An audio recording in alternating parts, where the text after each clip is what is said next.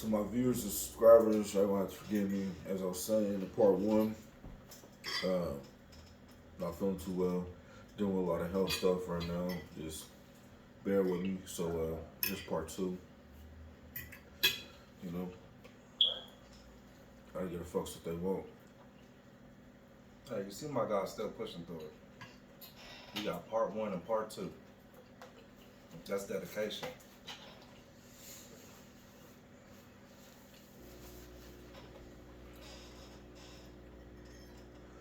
You know, when you got your mindset on shit that keep you up at night, and you can't sleep right unless you just go through with it. It's one of those situations. So I be damn if I let anything stop me from doing what I want to do and pursuing my dream that I want to pursue. That's what it's done. Here we are. So we can pause sometimes, but that don't mean anything stop. Never stop. As long as you got breath in your body, you can make something happen. Believe that. Girl, nowadays, since we got social media, you know, just like this little platform we got going right here, you see so many people's lives and, you know, different things that everybody goes through. But you see so many different people and faces like making it. And there's a lot of things that they might not be able to do that you can't. And maybe there's some things that you can do that they can. The only recipe is never give up. Even when the odds is against you. For sure. Remember, they always against Jesus at a point in time. But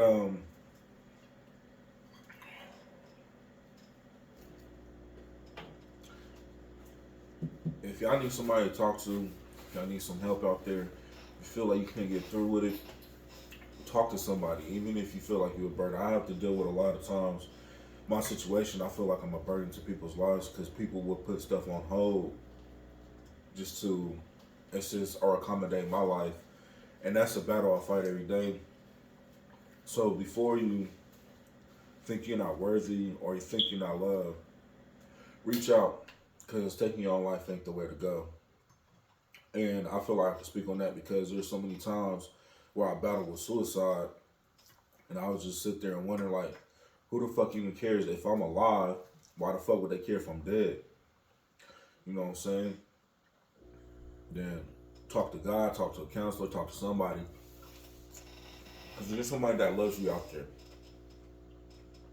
It's real. You know, my first brush with death was a friend that took his own life. And that shit fucked me up so bad to where I literally thought that's how you go out. It's just when you're ready to take your own life. I was so young and didn't know no better. They had nobody to talk to. So I would just snap and not give a fuck.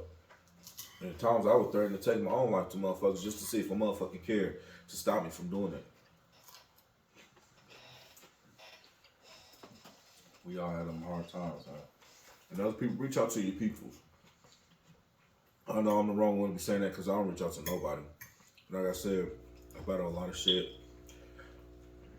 My situation, people's situation, you ain't the first, you ain't the last, and somebody always got it worse. You always keep that in mind.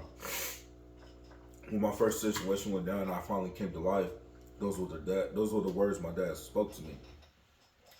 At the time, I thought it was harsh, and I was like, where's the love at? But I understand the only love he had to give was tough, and I had to grasp that. So that moment, I quit feeling sorry for myself in every situation that I was going through because of my situation.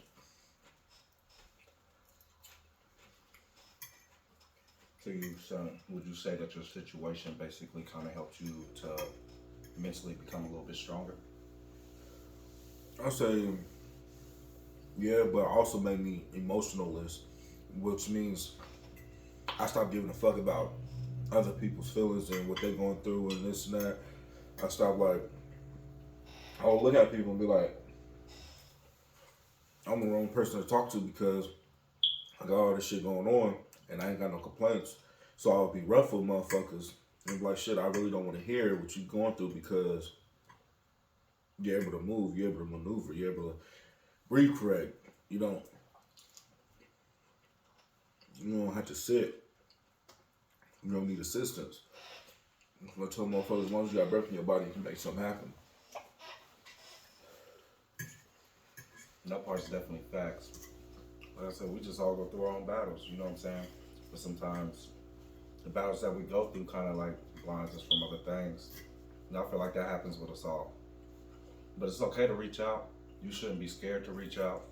And you shouldn't feel less of a person because you feel like you need to reach out and that you need to speak to somebody. Because there's just some things that you can't just hold inside yourself for too long. Because there's a consequence for everything. And eventually, you get to a point where you just go downhill. And who knows how that can be. Like he said, he had a friend that took their life. You don't want it to go that way. Your family don't want you to go that way. Your friends don't want you to go that way. There's people that care about you. And there's people that look up to you and that's watching you. It's kind of how I look at things. I've been to those points myself. But at the end of the day, I'm still here because I pushed through it. And that's where we both stand the same in different situations.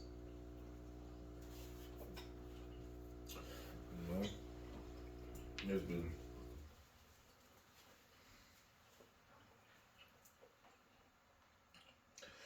been plenty of times when I was just like, I'm better off dead. But that's kind of selfish. Not speaking for anybody else's experience but my own. So listen to what I say. That's kind of selfish. I got 3 kids. I got hella nieces and nephews. I still got grandparents. I got aunties. I got cousins. Who all live life based on seeing my face. Which means is you might not know your worth. And that's a problem. You have to start giving people their flowers while they can smell it. Because not knowing your worth can eat you up too. Not thinking you good enough or you this and that will tear you up. Trying to keep composure is going to eat you up even more. Me as a black man is to sit here and tell you this. Stop telling us there's nobody to vent to. Because there's always somebody to vent to. You can talk to God. If God ain't your thing, go talk to a counselor. Go talk to whoever. Go talk to the bum on the street. You'd be surprised what you learn from the winos or the crackheads in the neighborhood. You know what I'm saying? But talk to somebody. Because somebody out there gives a fuck. That's fact. At least that's what I like to think. That's fact. There's no certain type of image to the people that care. I mean, you can't put a face on that.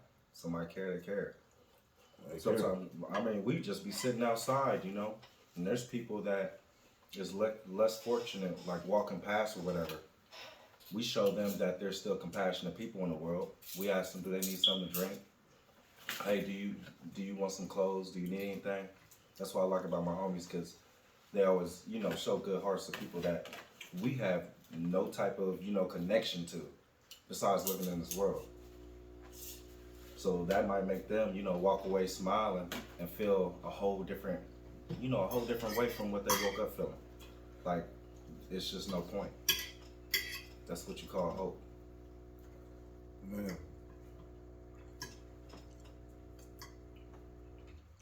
And you ain't gotta know about somebody personally just to be like, hey, how you doing? I feel like a lot of people fail to understand that too. Man.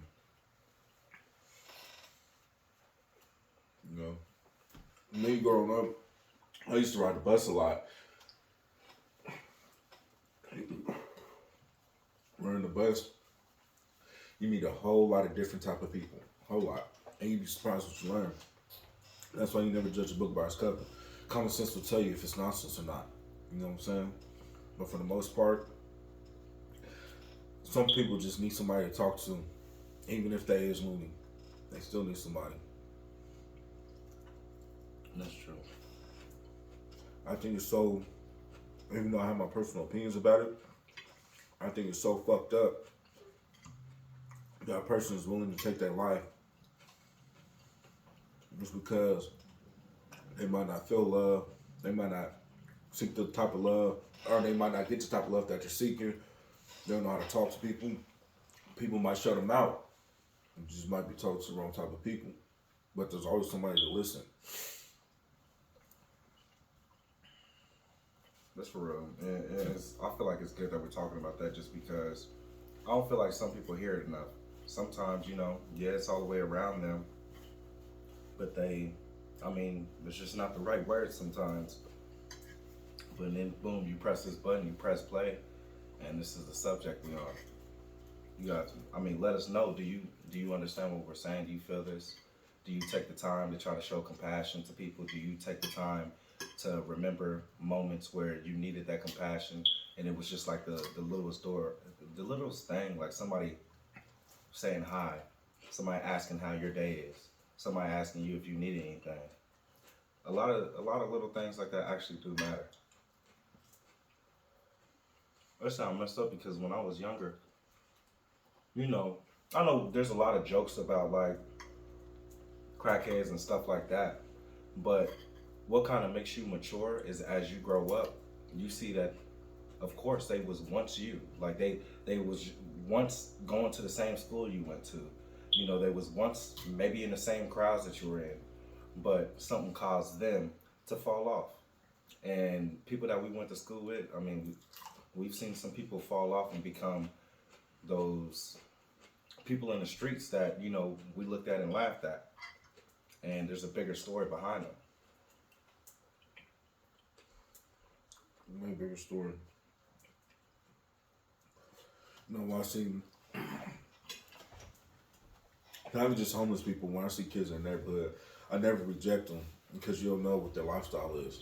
Even if the motherfuckers faking, even motherfucking lying, I did real on my end.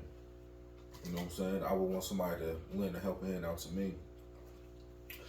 As I say that, I know it sounds contradicting because I'm also the same nigga that be like, nah, I'm not gonna ask for help. I just feel like people got lives to live. I'm gonna be a burden on them. I hate when people have to stop doing shit or they have to reroute their schedule just to accommodate me. All shit plays in a part. But nobody tells us when people do shit like that, that's love. Nobody tells us that. Nobody tells us when somebody gets on you and they're trying to teach you right from wrong, they're really trying to teach you to better yourself because they love you. Nobody teaches us that shit. We think motherfuckers getting on us because we know it or we motherfuckers was bad little motherfuckers growing up. But nobody teaches us, hey nigga, it's not wrong to tell your homie you love him. There's nothing wrong with hugging your brother. We as men, we're not taught that. I'm not saying let's be emotional ass motherfuckers, get to crying and hugging and kumbaya and shit. No, I'm not saying that, but what I'm saying is, nigga, words of mouth can keep you motherfucking, it can keep your heart, clay than more stone. I feel that. It's kind of, a little part of that was a little funny because my mom, when me and my siblings used to, get into it and be fighting, she'd make us hold hands and sing kumbaya.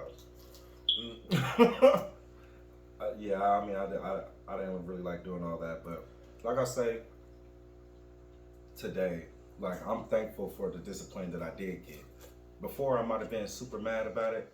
I might have felt like, I'm going through the worst stuff just because I got disciplined for being, or doing something that I wasn't supposed to do.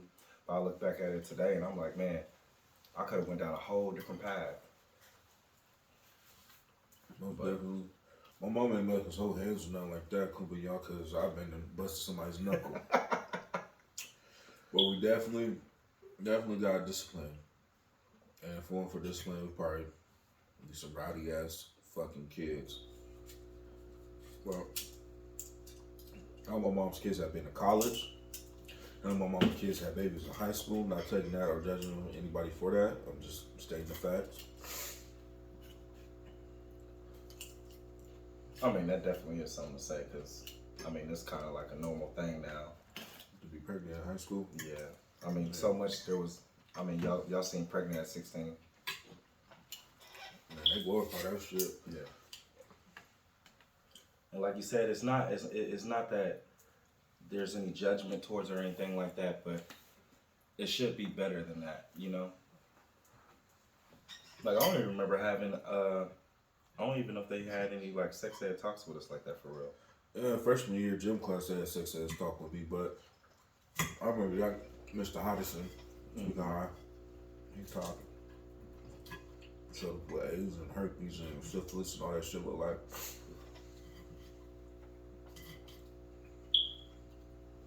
None of that you want. No. But if you want to find out the hard way, it's out there. Most definitely. Definitely is. You know, remember, I always find somebody to talk to. You know, somebody out there willing to listen, somebody out there give a fuck.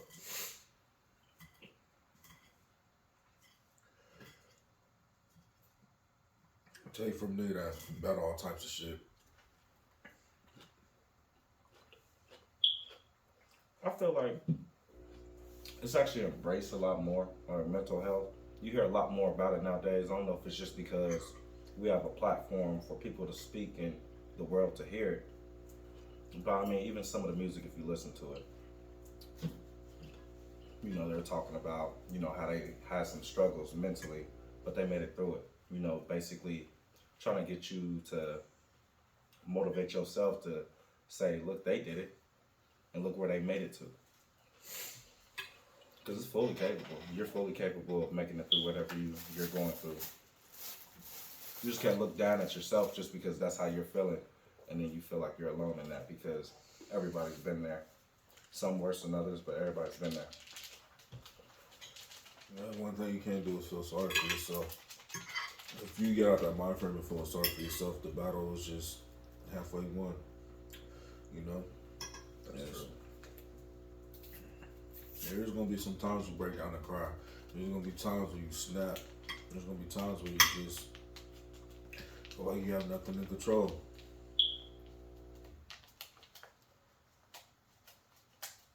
Like you said, you can't hold everything in sometimes. Sometimes you just gotta let it out. I mean, there's really no book on life and exactly what to do and every single movement that you need to make. I mean, if you want to call that the Bible, you can, but at the same time, I mean, it's just like there's no book to be a parent, just like there's no book to, you know, how do I know what to do in this? I mean, some things you gotta figure out mentally on your own, but there's some things that you gotta open up to other people. The Bible is an acronym. The Holy Bible, he only leaves you with basic instructions before leaving Earth. It's instructions on life. There's a lot of destruction in it, and that should tell you right then and there what to not do and what to do. You just have to embrace it and take it for what it is, which is a lot of faith. I read 3 or 4 different Bibles, you know, because I can get something different from each one just because of how something is worded. I'm a modern day type of dude. I can't read Hebrew and stuff like that. Alt and doubts. It's not my cup of tea. But the modern day Bible, same literature, just word different, makes me see it in a whole lot different light. Whether you claim to be Christian, Muslim, spiritual, whatever, you need a connection with God. God can guide you through a whole lot of things, and God has the power to show you He is God. I know y'all see us on here cussing and clowning a lot, but one thing that did come up was in the church. That's something our parents installed in us. We didn't play that. So that's why I can sit here and tell you today what I'm telling you, because I've been through life drastic situations. Before my situation, I've been through drastic situations. And if I didn't know to pray, I don't know where would I be. If my mama didn't know to take me to church, I don't know where I'd be. You know what I'm saying? Necessarily, I don't go to church all the time. I do send my daughter when I can. You know, It's just I have different views of it. I don't feel like, to me, church is not somewhere I need to be because my body is a temple, and I can make church wherever as long as we're talking about God. 2 or 3 together, His name God is all appear. That's what it is. I don't have to go to that special destination for me to have church. I can have church right here in this living room. Man-made temple. God made us, and He told us our body is a temple. So that's just my view on it. But if it wasn't for church, I would have never known shit to be like that. That's why I send my kids to church. Or my daughter, I should say. Because they're definitely learning process along the way. But I feel like, I mean, it's really wild that a lot of people don't know that part of the Bible where the temple isn't the building. It's the people. That always surprises me. That's why a church that I went to, he always said, when you haven't seen somebody in months, I don't even care if it's years, and they come in here, you don't say, where have you been? You say, it's nice to see you. And I always like that. I always like the fact that he said that, because sometimes it's hard to come back to church because you feel like somebody's going to judge you. And when they start asking questions like that, it's just like, I mean, I don't know how to feel. I'm not feeling welcome. So I always thought that was cool hearing him say that, even as a teenager. One thing I learned about church is if you worried about, because I used to be that way, well, they're judging me, I don't want to go to church. If you worried about what people are going to say, you got to understand people are people, whether they're in church or not. If you're going there for the word of God, you're going there for the word of God. Ignore all that other stuff and don't worry about it because we all fall short of God. I don't care if you got your Sunday's best on every Sunday. Yeah. I don't care if you put $500 in the tithes every Sunday. You still fall short of God. And it's easier for a poor man to get in heaven than it is for a rich man to begin with. I'm not saying that, they're wrong for affording to put $500 in a collection plate every Sunday. They're not wrong for that. But when you look down and you frown upon people or you toot your nose up at people, that's where you fall short at. And your enemies will become your footsteps. Or your footstool. I said footsteps, footstool. Yeah. So you gotta watch what you do, you know what I'm saying? You know how to be. Always stay humble. Because tomorrow you could be in my shoes. Appreciate your problems. Because you never know what a motherfucker's really going through. Yeah. Don't look with your eyes. You know, you're not supposed to walk by faith. You're not supposed to walk by sight. You're supposed to walk by faith. So don't trust your eyes. Your eyes will deceive you every time. You know? That's real. Same in relationships. You know? Don't trust because she's a bad bitch that she's good for you. How you a bad bitch but you a good woman? It just don't go together. It doesn't go together at all. You know what I'm saying? You gotta look inside. That, you know what I'm saying? A person's beautiful for what they can provide internally. Mm-hmm. You only good on the outside. What good are you to me? Just lust. Can't do nothing for me. Exactly, just lust. Can't do nothing for me. Internally, I'm gonna be happy to come home to a bad bitch, but a dirty house, no food. Who knows what niggas been over here? Yeah. You know what I'm saying? Then you wanna go clubbing every weekend, do this and that. What good are you to me internally? You only look good on the outside. For real. Yeah, we could put a few pictures on the internet. Oh, they're such a cute couple. This whole motherfucking thing is poison. This whole motherfucking thing is poison. Situation Ain't shit like, right. It'll make you reevaluate everything. Man. You start in seeing her. Oh, dang, she's so bad. Yeah, I'm about to go hang out with her. You already starting to see red flags, but you ignore them. You know why? Because she's beautiful. And then that's when you start to really mature and pay attention that it's not about what you see. It's about what you feel too. It's about what you're receiving in that situation. That'll fuck your whole head up. Shit, I was dealing with this real beautiful woman in my younger days. And people will always ask me to this day, people, how you let that go? You know what I'm saying? She a cold piece. That don't mean shit. That's only good enough for like one thing, if that. Mm-hmm. You know what I'm saying? Shit, this girl was a liar, a cheater, a deceiver. Didn't give a fuck. Yeah, because messing around with me, like, yeah, I mean, I am a sexual person, but that'll just turn everything away. You know what I'm saying? Like, I don't feel any type of emotions in that situation for even that anymore, just because I'm beyond it now. Like, it's not even important. Now, when you have something good with a person, it just intensifies everything, even if it's just a conversation. You feel me? You might see a bodybuilding ass, model ass nigga with a fat, open looking, short ass bitch. You like, how the fuck that happen? Where the fuck they do that at? Yeah. Nigga, it's something internal that they do for each other. They soul ties together. And when that shit happens, it doesn't really matter what a person look like or what society may think you should be with. That's just what it is. And you might see a beautiful couple who souls tied together. It's still internal ties that are involved in that. It's just not because we look cute together or because everybody think we should be together.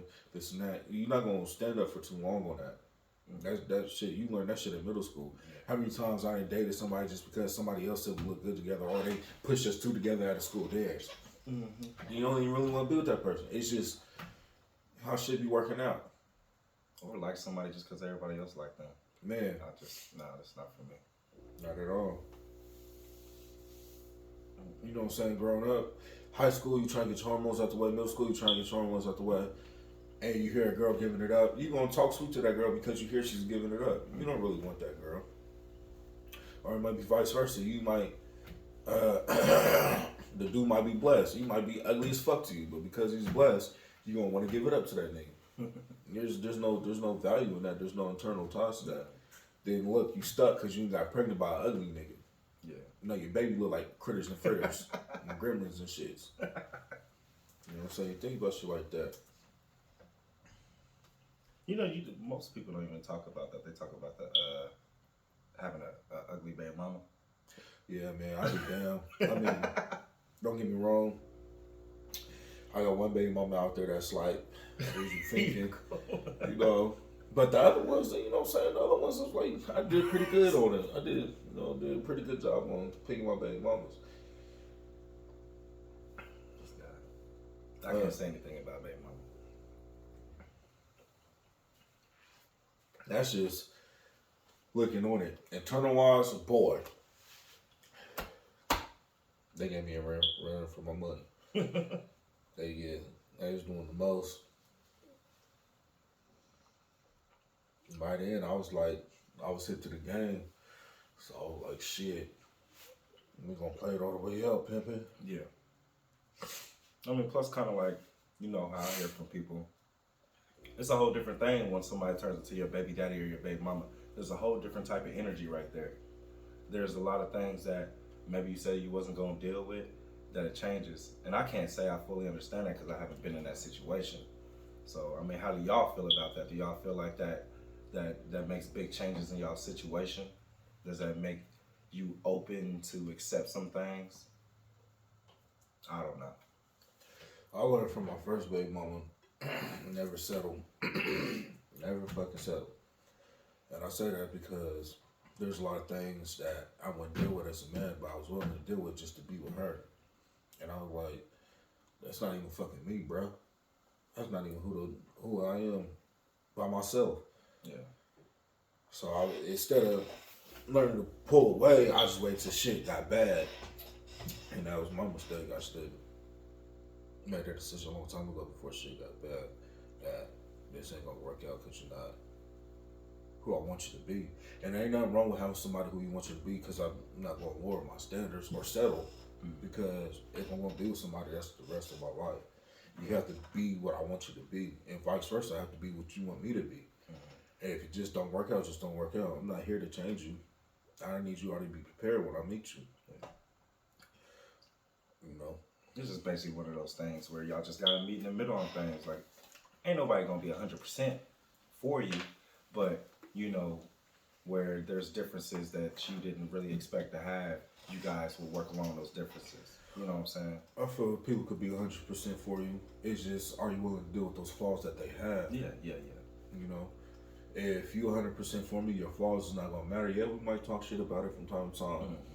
You know what I'm saying? Because obviously it's a flaw, just like We have flaws. But like you said, nobody's perfect, but you're perfect for me. Yeah, I feel that. And it just, if you can't meet those criteria, and I'm saying to me, if I can't meet your criteria, shit, do a moving pimping. You know what I'm saying?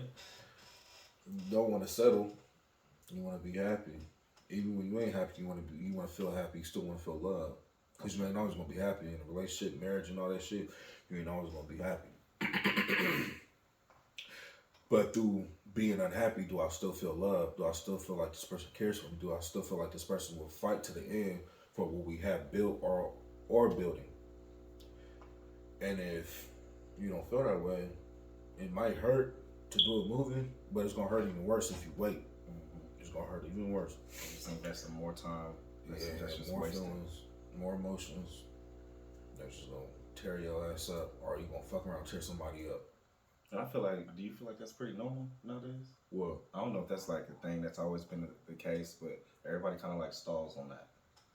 I feel a lot of people stall on that because one thing is niggas like in-house pussy. Niggas like being taken care of, especially if she's doing majority of the work. Then niggas don't want to branch out on their own just to shit. You know what I'm saying? Yeah. Thank God I was never one of those niggas. Have I been a nigga to live off a female? Yes and no. Because even though at times she was paying the bills, it's not like I went to work. Just had a baby. Just got out of jail. Trying to find a job working at these temps. And shit's just not coming together. So in that time, a woman is a breadwinner. And in being a breadwinner, some women get that empowerment of feeling like I run shit, I do this. A man still has to be a man, whether he's the breadwinner or not. And especially if you fucking with that nigga tough, and you know he ain't no just though I'm gonna get out of bitch type nigga. He actually got some ambition, some hustle to him. It just shit ain't going right now. Don't belittle that man. You know what I'm saying? I mean, that's where you're coming as motivation and ambition. You know what I'm saying? Still be that woman that you was when you first met him, where you thought he had band-aids and you thought his shit was going good because this nigga crash and burn all the time.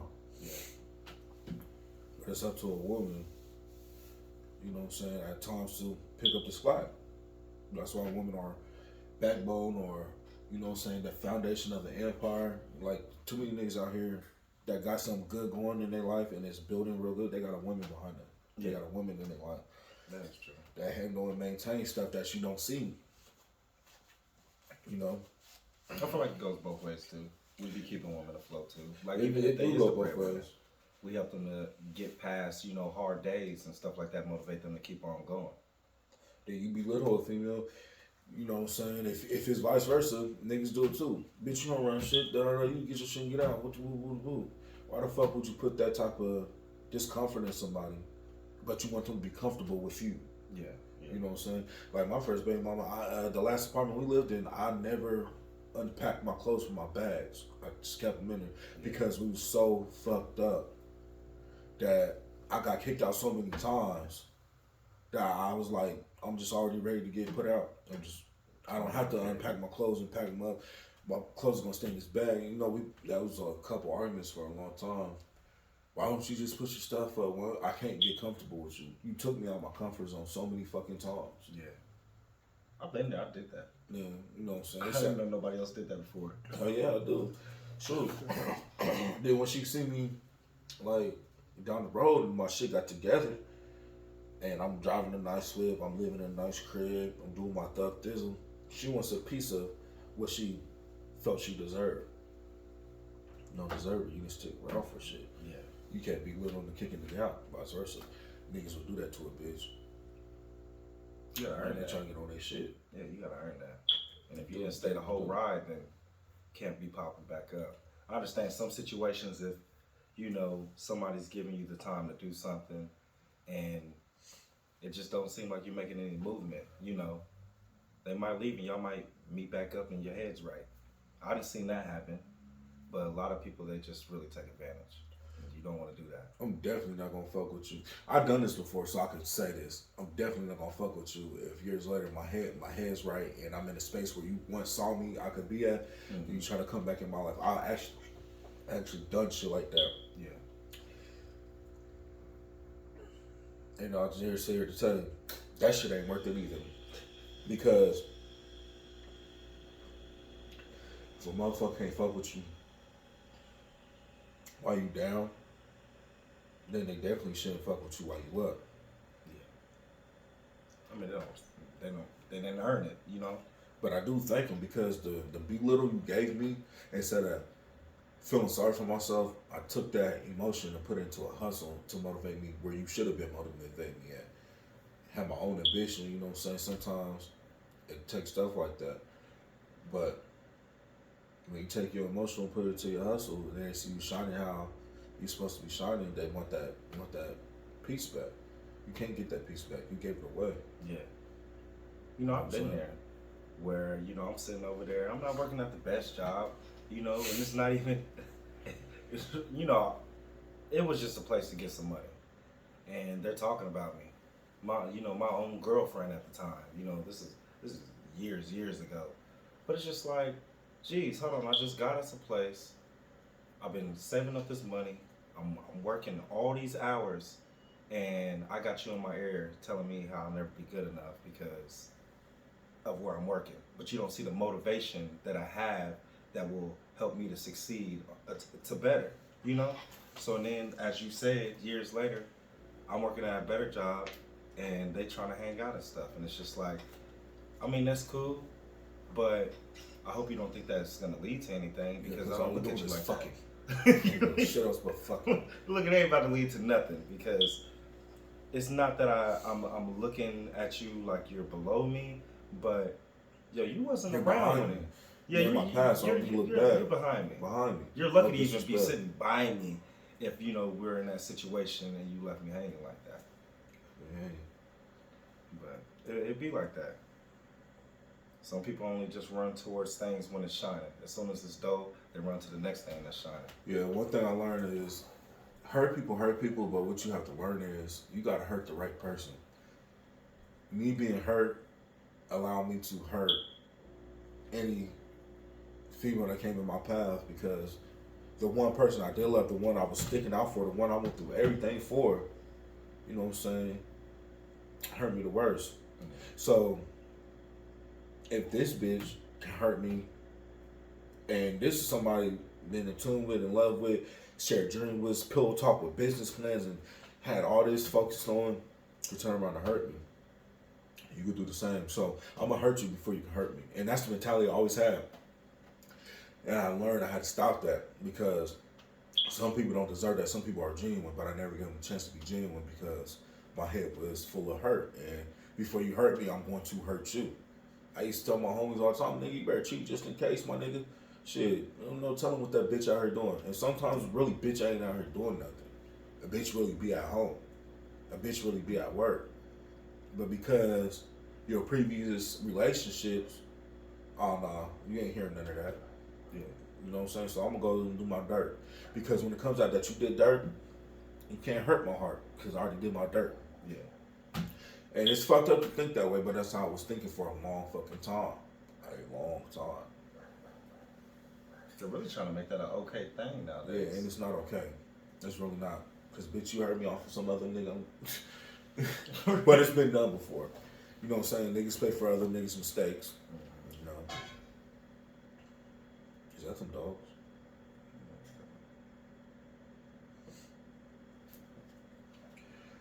But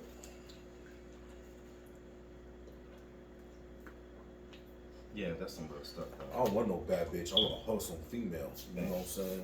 I want somebody that covers themselves outside of the home. I want somebody that prays with you, for you, fast with you, go to church.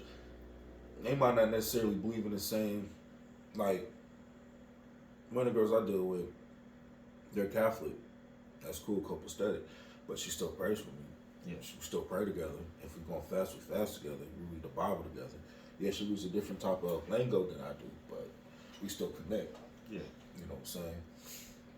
You know the crazy thing about it is, you can have somebody that you feel like, okay, like, yeah, they ain't the baddest. Maybe you could call them a 6 or 7, but when they have that type of heart and they have that type of love for you, you'll slowly see with those same eyes that you had that called them a 6 or 7, Now they're a 10. They could be a 10 plus now just because you see how wholesome they are and how much they genuinely care about you. And it's crazy out there because I've actually dealt with people like that where, okay, this ain't gonna go nowhere. And then I'm like, wow, they really care about me. Wow, they're really there for me. You know, sometimes that builds a really good friendship. Sometimes it builds more than that. But you know, being a good person really changes how some people view you. So, the ratings can go up. Just maybe switch up and not be so messy, not try to be all up in the drama. I know it's kind of fun to some of y'all, but I mean, you gotta look at how that's dropping those points on your score. You feel me? You might have been a 10, then somebody hear you open up your mouth and hear what you're talking about. Now you done drop down. Because they're just like, she ain't what I thought she was. She pretty, but nah, she's just a bust down. You want to be qualified as that? Some people's okay nowadays with that. Yeah, I'm old school. Give me my honey in the home. You know what I'm saying? I don't need that other shit. I mean, but a lot of people's faking the funk with it too. Like they want to seem like that wholesome person, but over time you always figure it out. And like you said, it's just best not to try to ignore too many signs and just go. Man, definitely not. Especially when you get older, it's just starting to matter a lot more. You start to realize how precious time is. Man. Well, when you look back at all the time that you did, and you can't really, I can't really say wasted, but all the time that you had to learn. It's just like, well, damn, how many times I got to learn, you know? But after a while, it's just like you're getting yourself out of situations quicker, and it's because of those past situations. So, I mean, it's all for a reason. Because if you never went through it, you might spend 10 years in a situation just because you never went through it to learn how to get out of it sooner. Yeah, and there's been times where I've been like, I just recently posted a mask got to remove people in my life. That mean no good. And you can ask that, but if you still holding on to that motherfucker that they trying to remove from your life, nigga, that's your fault. So I had to learn the hard way. It hurt, but I had to let certain people go. Because we don't kill a nigga, make a nigga. You definitely gotta make me better. Here's the reason why they can't be in my life. Some people are in your life for a season, some people in your life for a reason. There's a lesson with everybody. So I just gotta determine that because I'm a big hearted person. I'm really blinded by love and giving a fuck.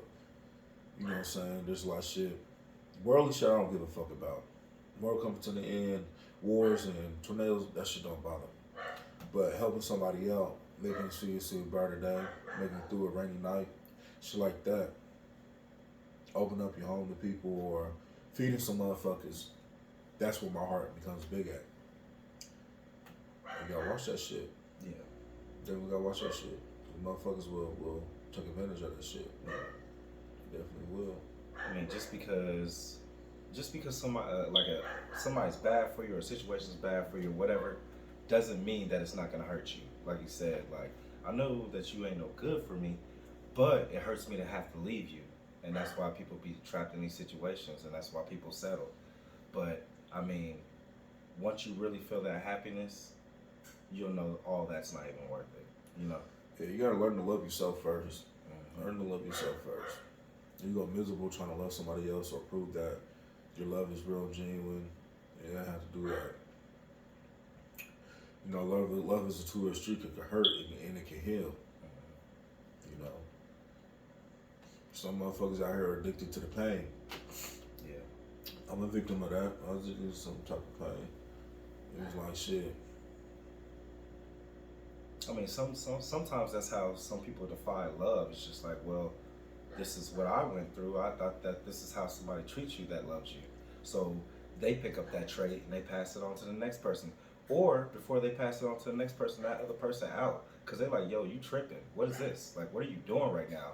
Like, this is some toxic shit. But this is what they feel to themselves as love. You know, let me blow up your phone a whole bunch of times because that's what my ex did, even though they know that I was at work. You know what I'm saying? And I feel like that's just kind of normal nowadays, you know? So you got to take the time to yourself to figure out what are the toxic traits that you picked up from this world, from social media, you know, just anything. It could be anything. It could be your family. It could be friends. Oh, your last relationship. I remember I was dealing with a girl, and I was reaching for the remote, and she flinched. I'm like, what the hell? I'm like, shoot. Now I'm so used to getting hit out of nowhere. I thought you was gonna hit me when you reached for the remote. Yeah. That really made me sit and think like, even little shit like that, you have to move different because of what this person's past has been. Just little I should from reaching for remote to tying your shoes to how you raise your voice at somebody. You know, you gotta take that shit in consideration. That's why it's good to talk with your spouse or your loved ones, whatever you're dealing with, about your past trauma because it will help somebody understand or help somebody to move different instead of having an argument because they lack understanding and you're lacking to on how to tell this person certain situations that went on in your life that when you move a certain way, it brings back that what you call, I guess I'll just call it a memory. Yeah. That memory, emotion, that feeling. And some people just call it PTSD. PTSD, you know. I mean, it's a real life thing. Sometimes you don't even realize like what you have picked up from a relationship until you get into a new one, and you're just like, hold on, why am I doing them like this? Like they didn't even do anything wrong, but I'm expecting them to. You know. That was my biggest thing right there. I expect you to fuck up, so I would never be Mr. Perfect. Yeah. I know you're gonna hurt me. So, like I said, let me hurt you first. Cause sometimes that's all we know, you know. Mm-hmm. I mean, I ain't been married yet. You been engaged or married? Fuck no. I've been engaged. I've never been married though. Yeah. So it's just like, I mean, some of y'all, I say some people get really lucky, and they find that person, and you know that's congrats. Like, ain't no hate that way. Like, that's like something that I can look at and know that one day that could be me. You know, so I really say that, you know, I throw a lot of love out there for y'all, and don't let nobody get into y'all situation. Don't let nobody break up a good thing because, as you know, or you'll find out, it's hard to come across good situations because everybody wanna be a player. That's all it is for. Nobody wants to get hurt. Yeah. Nobody wants to get hurt. Everybody wants to see happy 24 fucking 7. Which we know that can't always happen. Okay. But But I mean, it's gonna be like a little bicker. And sometimes it's just like that's how your relationships get stronger because it's just like, oh, we do this all the time, but we get over it. Before it was bad, but now we know how each other thinks. I wasn't used to them raising their voice or reacting or not wanting to say much. But I mean, you gotta take the time to learn and understand. Pretty much. Yeah, I kept that whole one. I shouldn't have smiled like you. You sure? mm-hmm. See that's compassion right there. That's brotherly love right there. Didn't take nothing but a gesture for somebody to feel love. That made me feel good. Shoot my stomach too, cause I can't get enough of that aqua. It was just that simple. Oh yeah, man. What? I be doing stuff like that at my job. Like I used to be so happy. I mean, and I'm still happy, but I used to get so happy like when I go inside a vending machine, pay for something, 2 of them fall out. Well, it just makes me happier now because when that happens, I kind of feel like it's like free karma, and I'm just looking around the break room like, yo, I know somebody's in here hungry. You know what I'm saying? So it makes me feel good because I can help out the next person. You know, I might not have had that much money in my pocket, but it was like a sign that I could eat more or I could give, and I rather give because I've been that person that's been hungry and had somebody eating right in front of my face. You know. Yeah, I definitely didn't learn. I worked since I was 15 years old. I definitely didn't learn that attribute, so I was like 20-something years old. I was working at API. And I remember when I first started, how I couldn't eat lunch because I couldn't afford it. I didn't have no money. I had to wait till I get paid. And so when other people would start, and they ain't had no money. I was just leave loaves of bread and meat in the fridge. At least you can make you a sandwich. We got mayonnaise packets in the cabinet, or mustard. Make you a bologna sandwich. Get something on your stomach. Back to work because you working 12 hours a day, and you trying to work 12 hours a day for 3 weeks with nothing on your stomach until you get paid. It's hell. Yeah. You know what I'm saying? So if somebody didn't do that for me, I wouldn't know to do that for somebody else. And I was, like I said, I've been working since I was 15. I didn't experience that until I got in my 20s. You know what I'm saying? Working 12-hour shifts at a factory.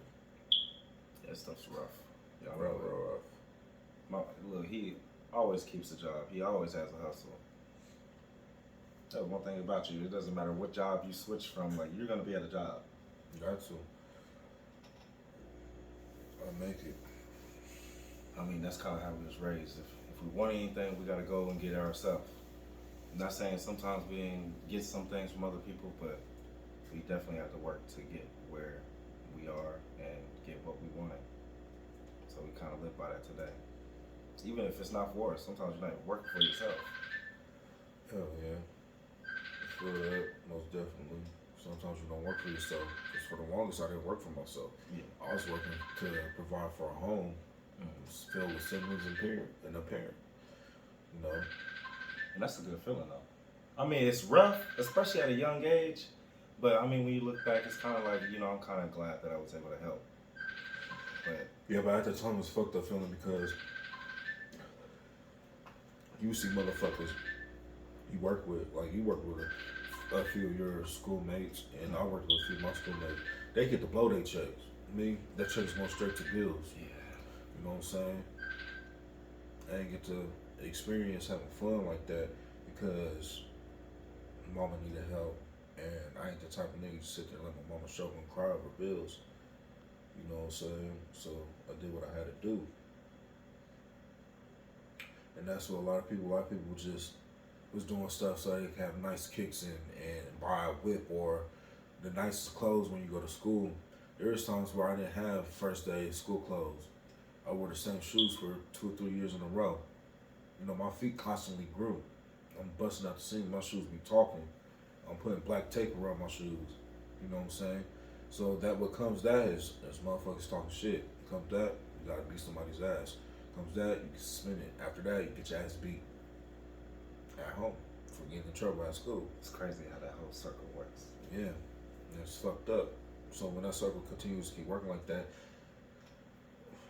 you're gonna look for some rebuttal and find a way out or something. You ain't just gonna keep getting. One thing you ain't gonna keep doing is you'll take an asshole from your parents all day, but you ain't gonna keep getting talked down about your peers and being made fun of and shit. Then you got your girl over there that you got a crush on, but nobody knows, and she over there in the crowd laughing too. Yeah. You know what I'm saying? And she start talking about your shoes and clothes. That makes you really be like, fuck everybody. On everything. Especially you, because I liked you. Real shit. Yeah. And women can get away with that. Women can wear warmer clothes and they got a lot of good options. yeah. But I'm saying niggas couldn't do that. Niggas couldn't walk in there with no Wrangler jeans, creased up. Even if they was creased up, you getting talked about. Don't matter. Somebody gonna see that tag. They might think they look nice. You might have did a good job. As soon as they see that tag, you gonna hear about it. And it's just like, we in school. You ain't even paying for your clothes, and you looking at me, judging me for what I'm wearing. Yeah, I used to snap back. I said, at least when I go home, I got something to eat at night. Poor ass bitch. Like that's what made me ruthless as fuck. Is being at school with them raggedy ass fucking kids. So my verbal became real ruthless. Like, nigga, I ain't got no sympathy for your bitch ass, nigga. It was definitely when people develop their personalities, because dealing with a kid as a kid, like, they can say some of the dumbest stuff. Like, well, we would listen to it, like, it's dumb. But as a kid, all the other kids don't laugh. They say you got a poopy face. Everybody's like, ooh, and it make you feel so bad, though. It's a tough life being a kid, definitely. Oh yeah. But we made it past it, and we grew past it.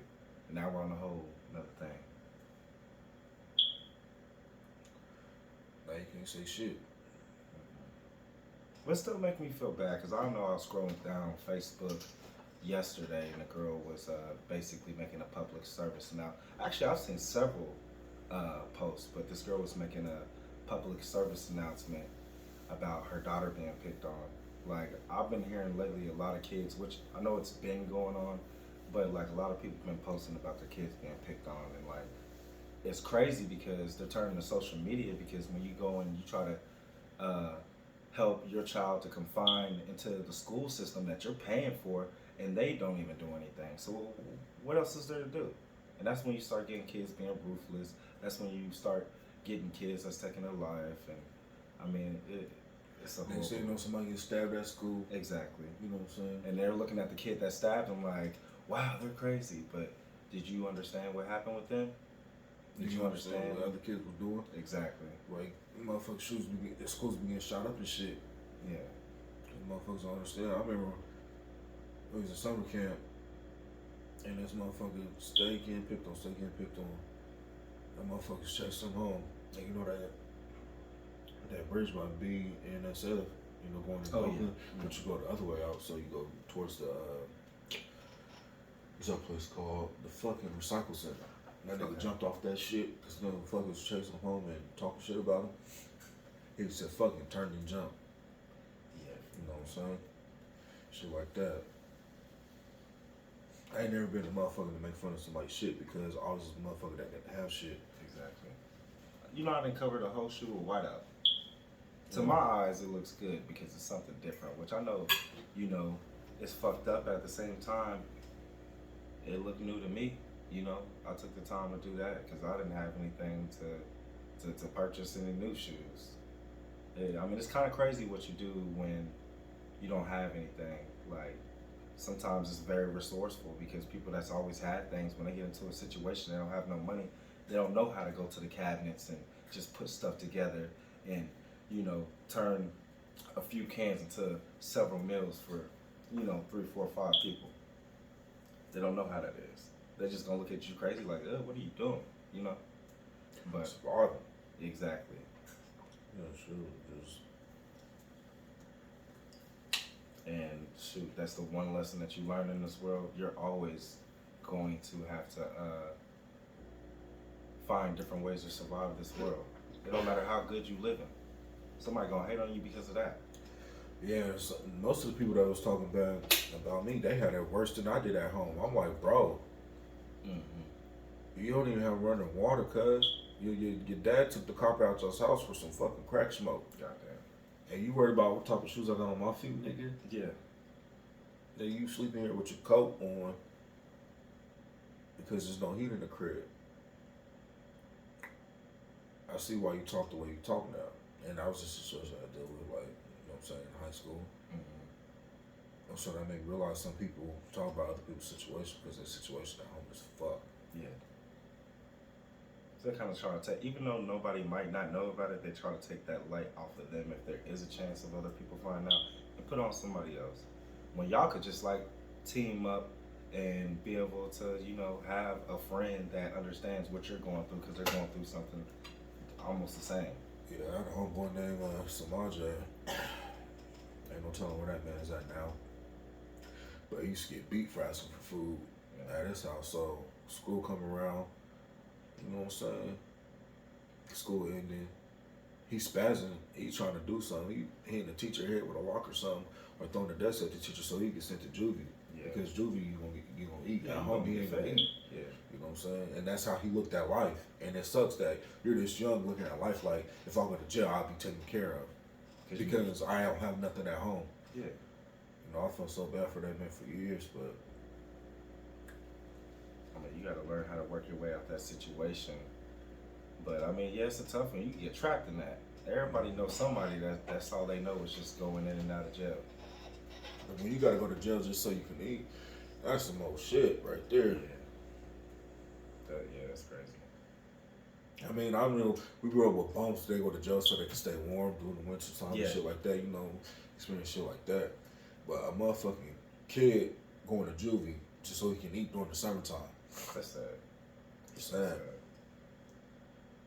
Even with summer programs and camps and all this and that, the only thing he could resort to was going to juvie to eat.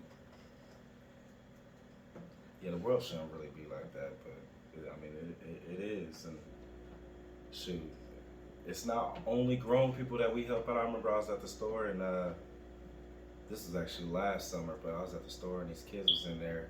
As soon as they walked in there, some of them was cool, some of them wasn't, but they all was together. And the dude's like, "No, you were stealing. You need to get out the store."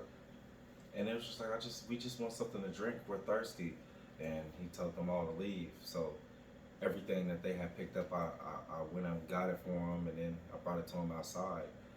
But before I came outside, I told them, I said, "Bro, they're just kids. They don't know no better. You don't even know the background of why they're even stealing. Obviously, they're hungry. Obviously, they're thirsty. They could just be being bad kids. But sometimes people are too quick to put a label of a bad kid on a kid that just is less fortunate, that doesn't know nothing else." Right. It's Definitely be like that. because then when some of them kids have that label on them, they don't even see themselves as anything more than that, you know?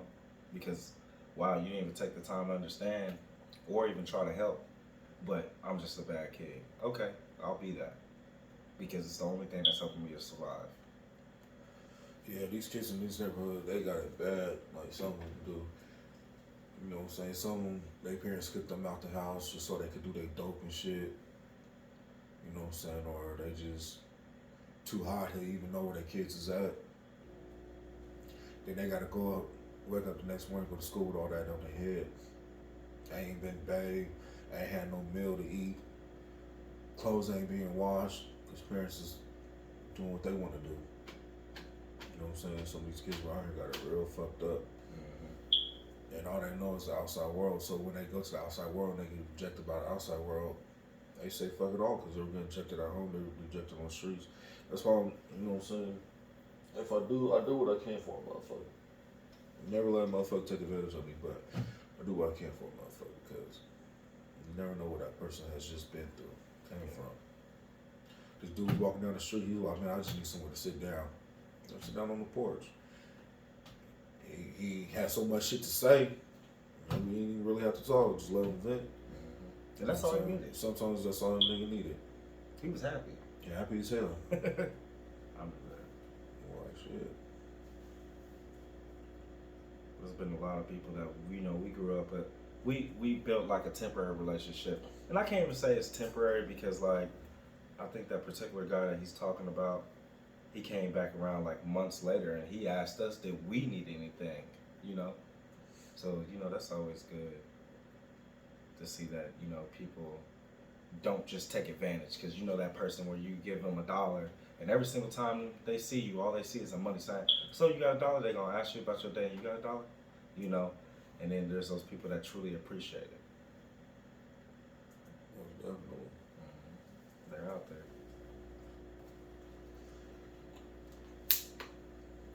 Well, like I said, that's not for us to determine. As long as you're doing real on your end, you did real at the end of the day. Your heart was in the right place. That's what it is at the end of the day, because I do know people that's just like, why did you even get them anything? Like, how do you know they don't have a place? How do you know that they're just not trying to scam people out their money? And I'm just like, it's not about what they have going on in their life. It's the reason why I did it. And I just want to help. That's it.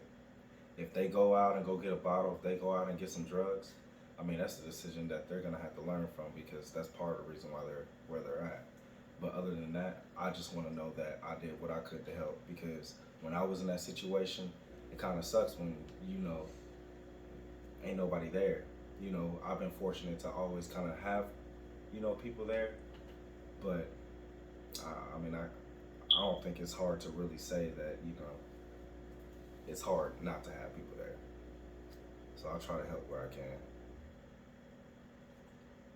But just because I gave you $1 last time, don't mean I'm going to give you $1 every time I see you. You got to understand that. Because I need that $1 too.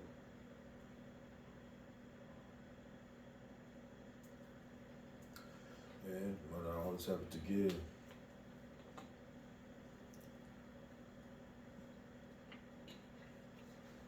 I know I got stuff. I got my plate over here looking raggedy. you see, I can throw down today. Yeah, it's just an off day, you know. But hey, but look, he pushed it through. You'll see it in part one how the energy changed to part two, but that's all we can do is push. So remember to care, remember to help. You know what I'm saying? Show some Because we live in a compassion. heartless world. Yeah, so show some compassion. Nothing wrong with showing compassion.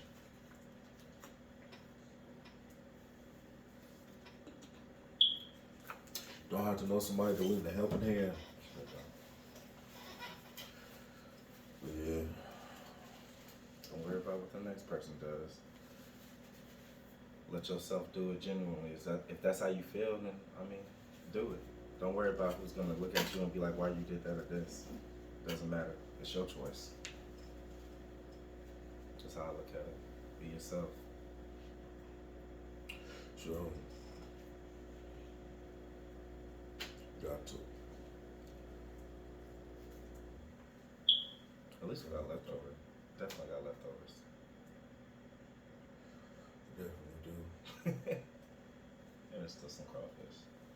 Yeah. Definitely taking some just to work. Yeah, I'm gonna say take all this shit to work. They be doing that at work too. Like people get pizza boxes and they don't eat it out, so everybody just knows. Like they'll just leave it on the table and everybody go get some pizza or it's whatever type of food. Everybody it will matter. That's how we used to do it. Or everybody pitch in and get like $3 or $4 of chicken. Mm-hmm. That'd be a smart thing. Nobody be doing that at my job. It's always pizza. Yeah. I mean, you got a large variety at your job. You know, APR was small. It was just same fucking 10, 12 people every night. Yeah. So it'd be like, you can feed more with pizza than you can chicken. I bet that's how some people look at it. Yeah, that is true. I mean, that's why I started having to just eat the topping because I was just like, okay. Yeah, it's like bread. Yeah. You see, I started cutting my pizza. Like, So I started cutting it. You know it's getting treacherous when you're starting to cut it. and I start feeling that type of way again, so I had to slow it down and just stop. Yeah. But still gave the people what they wanted, gave the people what they deserve. Especially So don't today. forget to like, subscribe, and notify that page.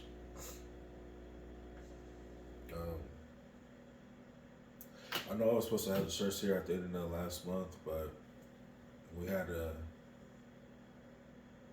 I'm not, like I said, I'm not a person to settle. So if it ain't what I want, I'm not gonna get it, and we're gonna get it right because I have a nice little team that works on my shirts.